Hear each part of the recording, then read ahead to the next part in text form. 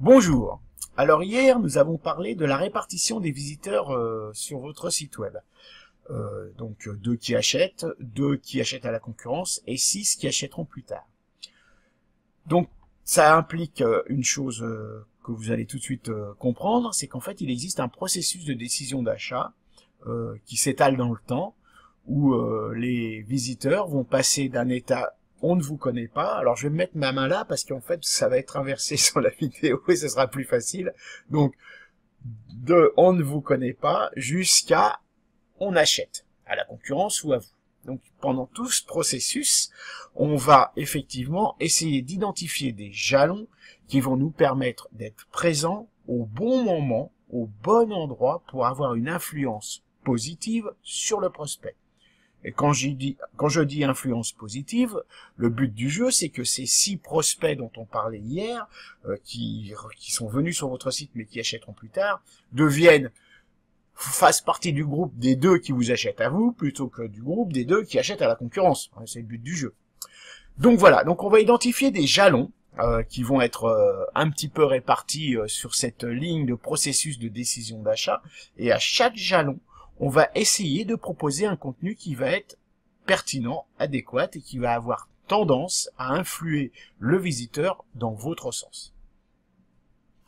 Donc ça, c'est le processus de décision d'achat qu'on peut observer sur le numérique. Alors évidemment, quand vous allez vendre un produit à un client qui a un besoin, il va probablement pas exprimer tout de suite la solution. C'est-à-dire qu'il va avoir besoin, il va d'abord poser son problème, il va d'abord poser son intention.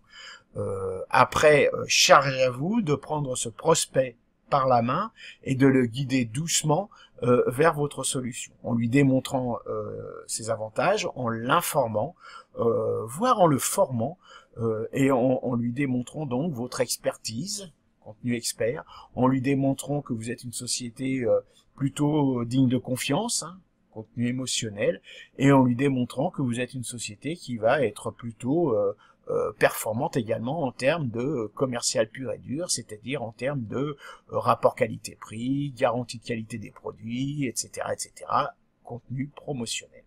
Vous voyez, tout ça, ça a un sens.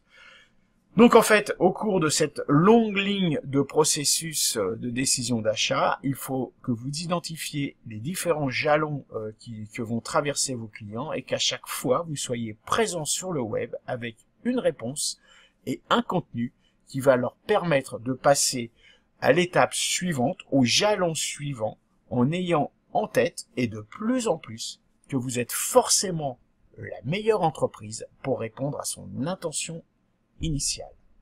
Donc voilà, travaillez bien sur le processus de décision d'achat de vos prospects, choisissez bien les jalons que vous allez mettre tout au long de ce processus, proposez le bon contenu à chacun de ces jalons et normalement, sur les 6 visiteurs qui achèteront plus tard, vous devriez théoriquement pouvoir en avoir effectivement vous aussi 2 qui achètent à vous.